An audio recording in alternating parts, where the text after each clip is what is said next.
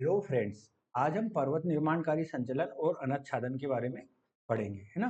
तो सबसे पहले हम देखेंगे पर्वत निर्माणकारी संचलन क्या होता है।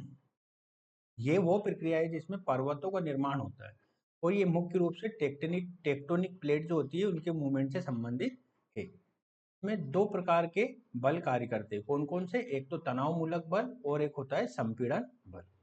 ठीक है ना। तनाव मूलक बल क्या होता है?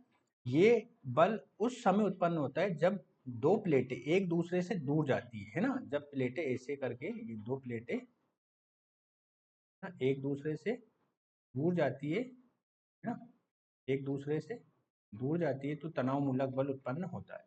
इस स्थिति में पृथ्वी की सतह पर खिंचाव होता है जिससे दरारें और घाटियां बनती है ना। अगर उदाहरण देखेंगे तो महासागरीय गर्तों का निर्माण इसी प्रक्रिया के तहत होता। दूसरा आता है संपीड़न बल। ये बल तब उत्पन्न होता है जब दो प्लेटें एक दूसरे की ओर आती है। इस प्रक्रिया में प्लेटों के बीच के क्षेत्र में संकुचन होता है जिससे पर्वत श्रृंखलाएं बनती है। उदाहरण के लिए अगर हम देखें तो हिमालय का निर्माण इसी तरह से हुआ है, जो भारतीय प्लेट और यूरेशियन प्लेट के टकराने से हुआ है ना। ये इस तरह होता है जब दो प्लेटें एक दूसरे की ओर आती है तो संपीड़न बल उत्पन्न होता है। दो प्लेटें एक दूसरे की ओर टकराती है, जैसे हिमालय का निर्माण यूरेशियन प्लेट और भारतीय प्लेट से टकराने के मध्य परिणाम स्वरूप हुआ है। अब नेक्स्ट हम देखेंगे भ्रंशन की प्रक्रिया। इसके अंतर्गत जो दरारें, विभंग जिसे फ्रैक्चर कहते हैं, भ्रंशन को शामिल किया जाता है। भ्रंशन की उत्पत्ति क्षैतिज संचलन के दोनों बलों से होती है जिसके अंतर्गत संपीड़न और तनाव बल आता है, परंतु तनाव बल का स्थान अधिक महत्वपूर्ण है। अधिकतम भ्रंश इसी के कारण उत्पन्न हुए हैं। सामान्य भ्रंश का निर्माण तनाव बल के कारण होता है। इसमें दरार के दरार के दोनों ओर के भूखंड एक दूसरे के विपरीत दिशा में खिसकते हैं और एक खंड नीचे की ओर गिर जाता है। सामान्य भ्रंश से भूपटल में प्रसार होता है।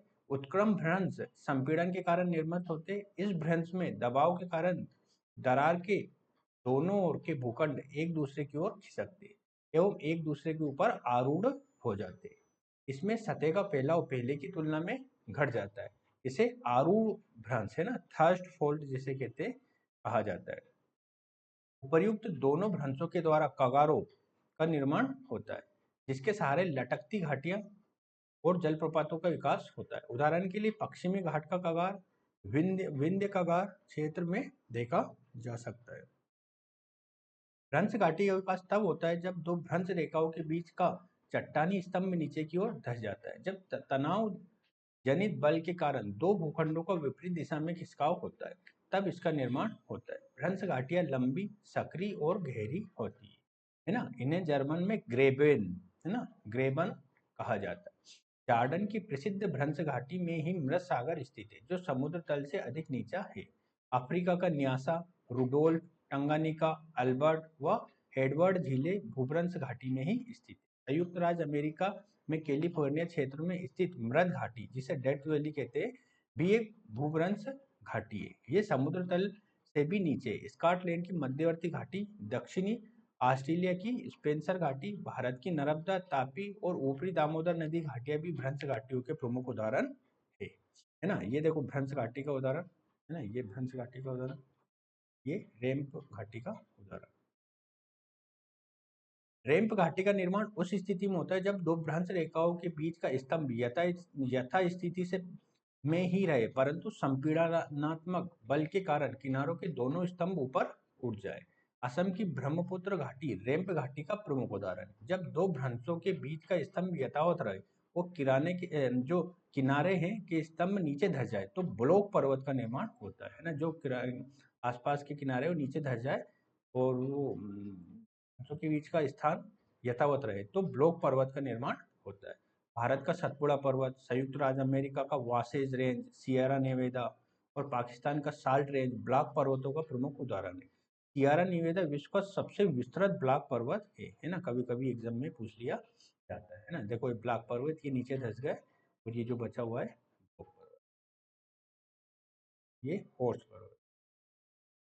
जब स्तंभ ऊपर उड़ जाए तो होस्ट पर्वत का निर्माण होता है। जर्मनी का हॉर्स पर्वत इस प्रकार का उदाहरण है। वस्तुतः भ्रंश घाटी और रेम्प घाटी एवं ब्लॉक पर्वत व होस्ट पर्वत प्राय एक से प्रतीत होते हैं, परंतु ये भू संचलन की दृष्टि से अलग अलग परिस्थितियों के परिणाम होते ना। ये भ्रंशन की प्रक्रिया है ना।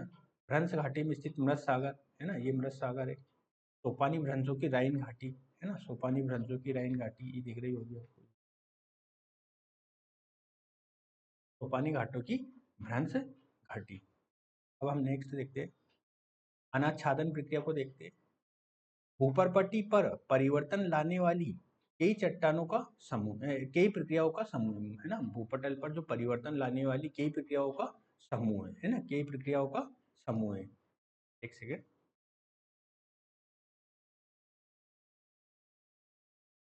कई प्रक्रियाओं का समूह है ना अनाच्छादन के अंतर्गत। तो अनाच्छादन के अंतर्गत हम देखेंगे दो तरीके से देखेंगे। एक तो होगा वो निक्षेपण, और एक होगा बृहच्चरण है ना। बृहच्चरण का एक भाग और हम उसी के अंतर्गत देखेंगे जो अपर्दन के रूप में कहलाएगा है ना। थोड़ा सा ये बंद हो गया है, मैं इसको स्टार्ट कर लेता हूँ, एक मिनट।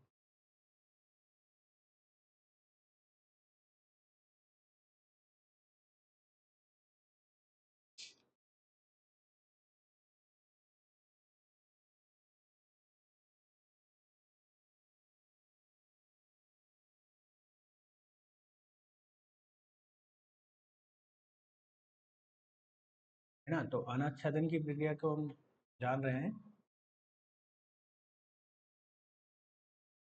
सबसे पहले इसके अंतर्गत आएगा डिपोजिशन, जैसे निक्षेपण कहते हैं। निक्षेपण कैसे होता है, जब जो चट्टानें धीरे धीरे जम जाती है, बहुत सारी चीजों को मिलाकर कंकड़ पत्थर मिलकर जो चट्टानें जम जाती है, उससे निक्षेपण हो जाता है ना।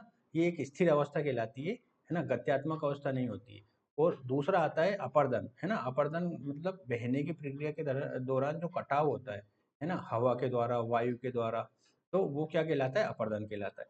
जब अपर्दन गुरुत्वाकर्षण बल के प्रभाव के कारण होता है, तो वहां पे बृहच्चरण आ जाता है ना। बृहच्चरण मतलब जो गुरुत्वाकर्षण के प्रभाव से ऊपर से नीचे तेज गति से जो प्रक्रिया होती है, उसे बृहच्चरण का नाम दिया जाता है ना। मैं इसको एक बार और स्टार्ट कर देता हूँ ना, फिर अपन देखते हैं आगे।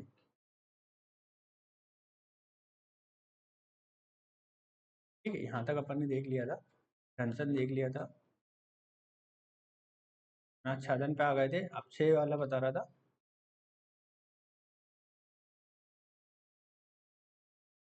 आच्छादन की प्रक्रिया,